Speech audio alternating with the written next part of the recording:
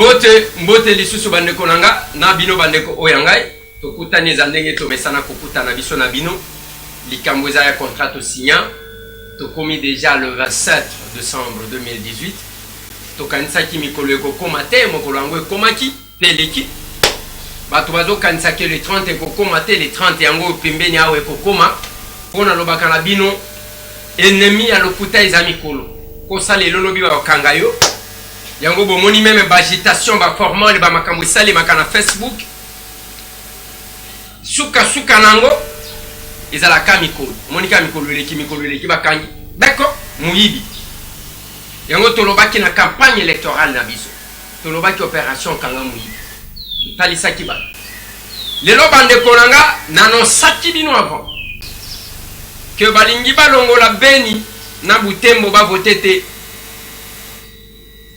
balongoli Beni balongoli Butembo balongoli Yumbi na Mai-Ndombe oya makambo ya Mai-Ndombe na kotiela bino mwa extrait pona to rafraîchir bino mémoire Didier Kiko azali kosolola na bandeko ya kuna boyoka selon bango insécurité au Seigneur pesi comme raison mais ce qui est à pour l'insécurité bongo Lubero occupé à plus de 60% par les groupes armés balongoli angote poani ce qui est à pour l'insécurité bongo Bunia Ituri chaque jour ce qui est à pour l'insécurité bongo Begera Okotiango wapi ce qui est à pour la makambo insécurité il y a quelque chose qui se passe mais total à côté ce qu'il y a maladie ministre de la santé chaque jour à copé sa kabiso évolution eko tambola malam eko kende bien eko tambola malam toko sala befort gouvernement eko sala befort entre la campagne électorale au bato bazoya au même moment parce qu'il y a un meeting bakutani tozo par exemple arrivé à Mafa Martin Fayulu Madidi na Beni bato baye batondi au même moment toyoka quitte interdiction tozo na l'église to bato baye au même moment mokolo ya vote bato baye au même moment te même ceux qui balobi 600 personnes par bureau mutu na mutu akoya na heure na ye mususu akokebilanga koya après midi mususu akoya na tongo après akei. Qu'est-ce qui se cache derrière tout ça? Ba machine ezikaki balobaki na biso ke machine a ko remplacer ezali likambo ezate les élections vont se tenir tozo kende wapi. Voilà pourquoi na kosengaka na ba congolais pour ceux qui sont encore distraits yake bande konanga na ko bonde la bino bokoti kola mukamwa mukete na pongiwa tolongwana na ba polémique totale. Ce qui est prioritaire, ce qui est plus important que nous tous, l'avenir de notre pays, plus important que nous tous. Pourquoi? Parce que biso batuto koleka ekolo ekotika. Hier c'était ba Mobutu, ba Tshisekedi, ba Lumumba, ba Kasavubu, ba Kimbangu. Et aujourd'hui, c'est nous. Mais demain, ça ne sera plus nous. Et cause à la banane. Na Sadek, c'est URGL. O batu bazalaki cause la. Bango be bazu acte. Bakobo ya cause acte ndenge nini bino ba politicien bino moko ba congolais. Ba opposant nyonso. Boko zo acte ya makambu nyonso. Vous prenez acte de tout. Tozuak. Soit vous se contenter dans ma petite déclaration. Non, nous fustigeons. Maintenant, quand il y a Bissabino et Lokomoko, Bande Konanga, Nalobana bino que les atrocités, on a comme on a est, Yambok. Obako Sala, Ezali sous violte, Ezaba Makamunsus. pour traumatiser tout le monde. Batuba banga bakima. Et comme à Kana Masisi, les Lotoyebi, territoire à Masisi ndenge zaleli, Baounde, Bisika Bazali, Mitema na bango, conscience na bango yebi, Makamungana kolo. Nalobaki na bino le jour, Oyo, banande bako s'affaiblir, balembi. Là-bas, nous avons perdu. Lelo, banande wana ba écarté bango na processus électoral. Batie bango mupanzi, bakozala na ba députés nationaux te, bakozala na ba députés provinciaux te. Quel est le plan qui va arriver après? Voilà là où je vous ai dit, bande konanga. To simbana. Maboko. O solga ya mwana mboka Christelle Vwanga ya campagne. To simbana maboko. Pour que Congo elonga. Bande kwa Équateur. Bande kwa Kasai. Bande kwa province orientale. Bande kwa Katanga. Bande kwa Congo central. To simbana na bande kwa est. Olia kovanda boede ko yoki mutu alobi lingala moko etenga o Rwandais. Mutu alo yope loba Swahili ya bien, loba pe chiluba ya malamu, loba pe Kikongo ya bien. Est-ce que boye baka d'abord que na Congo mo bangala ezalaka te. Yebisanga bangala tangu tolobaka bangala bazalaka wapi? Ekolo babengi bangala bazalaka wapi? O balobaka lingala bazawa. Kenda na bisika zoyoka ke bangala okuta bazana minoko na bango baloba. Si vous ne connaissez pas le Congo, vous vendez na bino kimia totangisa bino malembe malembe. C'est la même chose na Baswahili. Baswahili bazalaka wapi? Na mboka oyo Baswahili bazalaka wapi? Baswahili kende yebisanga place moko ke village boye munoko ya mboka na bango ezalaka Swahili ezalaka ta. So yo kena Katanga okuta bantu bakati babemba baemba okokuta barund na batu misusu bazakuna. Okena este kuna okuta banande okokuta baunde okokuta bafuliro okuta batu na batu okokuta bashi okuta barega batu na batu bazana munoko na bango balobaka. Swahili wana ezaka munoko moko boye bamemela biso ezalokola une langue commerciale. La même chose na lingala. Mutu aleka contredire nga. Alors que voilà, na Équateur ezana mboka moko boye munoko na bango balobaka ezaka lingala. Bovanda. Na lobi bovanda ko. Mbote na bande kolanga tout bakolanda biso à travers le monde. Voilà la menace. On a nazaki koyembe la bino chaque jour. Que menace ezali ko peser sur notre pays est plus vaste que nos intérêts. Na lingina tela bino mwa extrait ya makambo o ya Mai-Ndombe parce que toyambaka batu te Didier. La Yumbi na province ni. Territoire ya Yumbi eza moko ya ba territoire ezwami na kati ya province ya Bandundu, mais territoire ya Yumbi ezali na fleuve Congo. Oui, na province ni no juste sikoyo. Na province ya Mai-Ndombe territoire ya Yumbi eza na province ya Mai-Ndombe mais yango ezali na fleuve Congo likolo ya territoire ya Bolobo na ngele ya territoire ya Lukolela. OK. Qu'est-ce qui se passe aujourd'hui? Mais kana ko expliquer ba Congolais ba kolanda biso sikoyo. Merci ndeko pona mutuna na papa journaliste biso tozali bana mayele bana oyo totanga tosalaka makambo nyonso tu na mayele nyonso tu. Soko moni nyonso tu ndeko simba na mukando kopesa ngango sima nyonso tu ebandi po na moto oyo ozomona ndeko cameraman azolanga image oyo babengi na kombo chefu Mantoma Bompinda Ngwaka Fedor.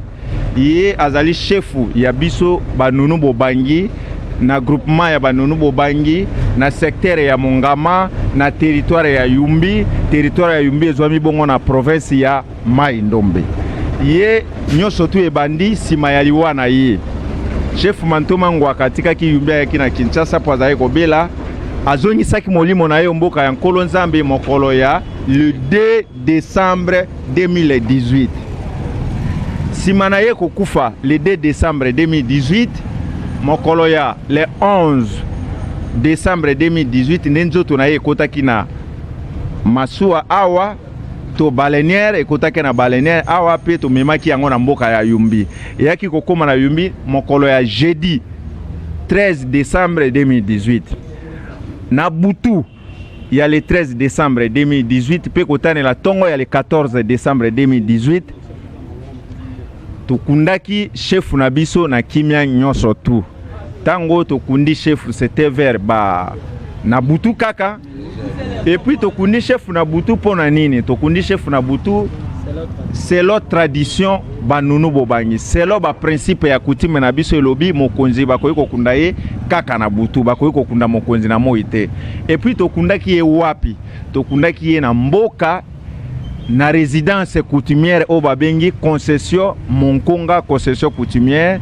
tokundi ye na distance ya 1 mètre na tombe ya papa na ye concession Monkonga ezwami wapi o eza concession coutumière concession Monkonga ezwami na kati ya ancienne cité ya Yumbi concession Monkonga yango dezali siège ya groupement banunu bobangi ezwami na secteur ya Mongama et puis na kati ya concession wana ezali babiloko nini na kati ya concession wana ezali résidence ya chef de groupement place yemo kwa vandaka siège ya groupement ya banunu bobangi ya Yumbi et puis na kati ya concession wana ezali na résidence ya chef de groupement o ya vandaka et puis na espace réservé pour na kokunda ba chef de groupement nyonso tu ya biso oyo bakufaka o tope ba oyo bakokufa sima mikolo ezali koya sikoyo tosili kokunda ye na butu wana tongo ya vendredi moi mobimba eleki malamu tozwaki ata mikakatano ata moko te mokolo ya samedi moi mobimba eleki malamu mokolo ya dimanche c'était vers 14h que le pire était arrivé à Yumbi 14h likama bandeko batende baye kosala likama na mboka ya Yumbi pe koboma bato bandeko batende baye na minduki ya basoda bango baza ba civil baye na minduki ya basoda koboma bato pe babomi bato ebele babomi bato na mboka ya Yumbi babomi bato na mboka ya Nkolo Yoka babomi bato na mboka ya Bongende ndeko likamba kokamwa to komi wapi soki tozali na jardin to ne langa ya Eden to na ferme moko privé to soki to komi wapi fo boyebisa biso to tozali na République démocratique du Congo mboka o mbura matari ezali mibeko ya leta ezali to lingi boyebisa biso so biso to komi wapi masolo eza kokoba sikoyo zela lisolo ko matina suka po o mbeka lisuko tuna mwa mituna sikoyo tango baye ko attaquer biso banunu bobangi mukolo ya dimanche na 14h événement eleki ndenge nini baye na ba civil na ba minduki ya ba soda na ba gaz lacrymogène et puis na bato moko lolenge na bango na ndenge baza ko bunda to comprendre kaka ke oyo ezali ba soda babomi na cité ya Yumbi plus de 200 personnes batumbi bandako sans compter les blessés graves ba baby si biloko ya bato ba piller kutu na biloko mususu babomi na Nkolo plus de 100 personnes oyo babuki bandako basali ba makambo nyonso tu bapanzi mais na mboka ya Bongende botuna ngai basali nini na mboka ya Bongende ndenge toza koloba boye bandeko na ngai ata moto moko azali te kino moi ya lelo ezaka ka bibembe na bibembe bato nyonso tu bazala bo moye basi kokima et puis etikali kaka ndako moko bato nyonso tu bakufi etikali kaka bibembe na bibembe ndako wana etikali ya nani pona nini ba rebel wana bakoti to babandi wana bakoti babuki bandako nyonso batiki ndako moko ndako wana ezali ndako ya Monsieur Bopili wana azali ancien directeur ya campagne ya Monsieur Gentini Ngobila oyo azali peye motende lelo azali actuel gouverneur ya province ya Mai Ndombe. Ça c'est nyonso tout pena leki asa lobby nga na président ya groupe ya ba jeune ya ba nunu wana na ko ba accélérer ko boye na ina démentir maloba ya gouverneur na biso Paul Bakeza Lukuta ye apesi tolandi na top gouverneur na biloko komone nani faut tanga komone Gentini gouverneur Gentini Ngobila alobi na top Congo tolandi lende alobi 6 morts et pourtant na famille na ngana on a perdu 8 personnes on a kotangelo ata na bakombo na bango 8 personnes ngana perdre na famille na nga. Alors gouverneur aza tribu batende o bazo ko boma biso to nga to tuna na gouvernement de tribus bazo wela se babunda kana macheti ba makonga ba pao banini ba yako kubunda bundenga nini tribu wana bazo kubunda na ba arme de guerre bazana ba gaz électromobile bazana ba arme lou baza ko beta so ba kombino na ndako ba boke bino même grenade boziki na ndako tozana ba photo récemment to tiki ba photo na ba MONUSCO mais tozana ngona ba téléphone o ki ba yepinga ba boki gaz na ndako batu baziki na ba boki grenade na ndako batu baziki na ndako ese bitumba ba tribu ezala na minduki ezala ba arme de guerre.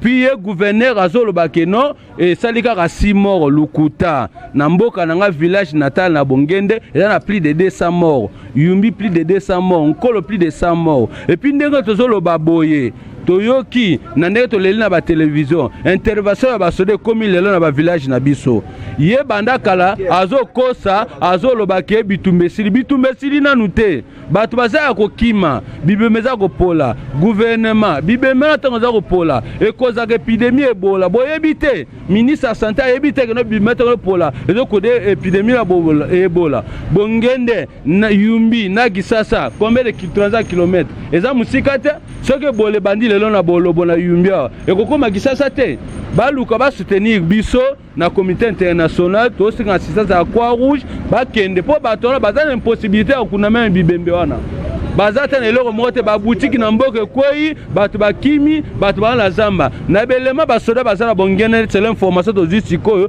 tozana bango en contact baza 7 soda baza ko benga batu ne bale baya ko kunda batu baza ko banga po batu wana bazaga zinga la zamba ana o batu ya tribu tini tribu oya gouverneur na biso Gentini Ngobila to message ni nezana ko pesa na ba konti ba Rolanda bi bande ko nyosu bazana ko pi banda mboka ba ni eleki na Yumbi message o eleki na Yumbi c'est lo bitumba ne kufi tolingi maloba o ya gouverneur balanda ngote wazolo ba kepe koti lukuta pezate gouvernement batini la biso renfort batini la biso Croix-Rouge comité international MONUSCO Croix-Rouge bakine ko soutenir bande ko na biso bakunde la biso ata bibembe wana to senga bakunde biso ata bibembe wana na ndambo bato batikali o bakimi tango ba kozonga la village malade la bangote épidémie la bangote to batela ata bato batikali ko to senga la gouvernement ya ngwana bakine ko kunde la biso ata bibembe wana bala na makamba gouverneur na biso ta sala ba machance ya lukuta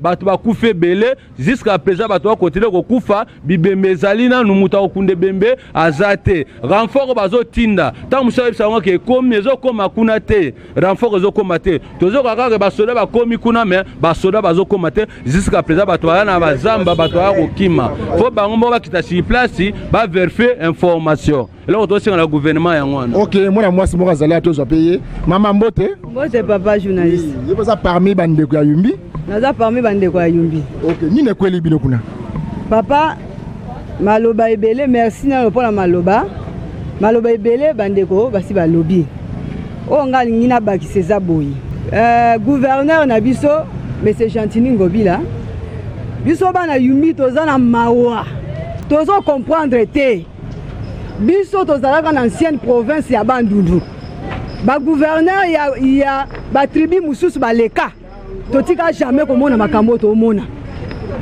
tozalaka na batende toyebi ke na tel village eza batende tel village eza ba nunu tel territoire eza ba nunu tel eza batende confusion ezalaka te. Mais qu'est-ce qui fait que tango monsieur Gentini Ngobila a commis ye moko ya batende tango a commis gouverneur confusion akokota to comprendre te c'est que eza eloko moko na kati na zwana na maloba na ye o alobi liboso na top Congo alobi biso tokundaki bato na mongama na mabeye na ye sikoyo toke otumbanda ko batende basiliki baye ko sala vengeance sanguinaire bato bakufi motoba wana top Congo na tangi na site ya RFI tango batuni ye na journaliste na yoki contradiction alobi ono bakundaki batu na bango mutu na bango na chefferie na biso ya batende ezalaka na Yumbi. Depuis quand Yumbi ekoma chefferie ya batende? Batu oyo bavanda na Yumbi nazobelela ta bino oyo bozalaka banunu te tovanda na Yumbi toleka na Yumbi. Depuis quand Yumbi ekoma chefferie ya batende?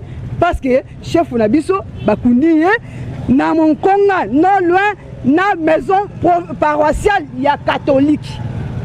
Place bakunda chef Bompinda, place nde bakunda à côté à 1 mètre bakundi chef na biso Mantoma. Est-ce que confusion ko kozala? Donc tu comprendre. Bota la contradiction. Na maloba ya ye gouverner contradiction o eza na kati. Tozo bele la minute oyo communauté internationale parce que toza ko considérer que to komi dans un cas de génocide. Bande ko na biso bakufa belenga na famille nanga bakufi déjà 5 personnes. Donc bazi mama kutu nanga ba nano ba beti masas ba sopi essence ba tumbi na moto. Baka wana na moni ke siko ekomi compétence ya CPI. Tozo senga na représentant ya CPI awa.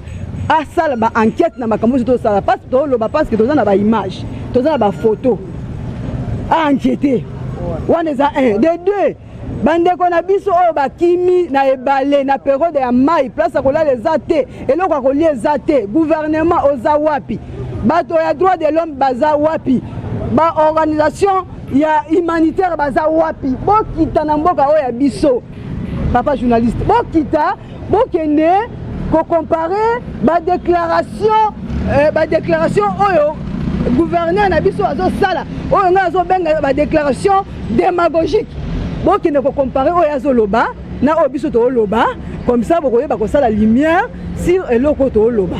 Na linga ki bozo ma précision voilà les secrets de ce qui se passe na maindom. Bale kaba contredire biso. C'est comme l'académie. Les femmes continuent à être violées. Ba pygmée, soti ba kutani na bantu, musala viol. Personne qui en parle. Il faut encore annuler les élections là-bas. Soti place bomoni baza favorable na binote parce que boko sa kosa bango. C'est pour autant que vous exclure bango. Et que deviendra ce chef de l'État là? Voilà, Kalambazoloba, nous prenons en 2006, en 2011, il y a eu. Pendant nini bino bo pesa ka modèle ka ya biloko ma bende bolinga ko copier. Au Cameroun. Depuis quand Boloba, tant que ministre a EPSP à l'oba 43 scolaire. Na est.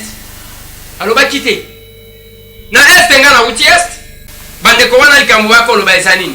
Ezaya ke eza maladi ba ye côté la biso pour nous exclure. Yakobo maboye ba ko quitter. Je compatis, je suis toujours avec vous. Bande konanga ya este mobimba. Bande konanga ya imbi na maindom, je suis avec vous.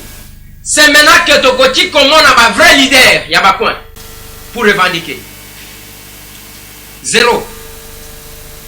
Nous attendons. Nazali ko insister pe na bande ko. Kozwa lié à émission. Ezali loko mususu. Mais quand télécharger émission et comme il y a yo, autant qu'on a compte na yo, comme ici en go ya yo, ou en endetté. Si vous avez besoin d'un partenariat, bah si tu as besoin d'émission la biso, bosenga biso. Et nous sommes à mesure de l'annoncer dans nos émissions. Que tous autres travaillent en partenariat avec tel site, avec tel compte. C'est ça l'honnêteté aussi. Ce n'est pas aujourd'hui marque na biso, aujourd'hui tokomi wapi, olobakalinga la te, inventa ta mon mususu.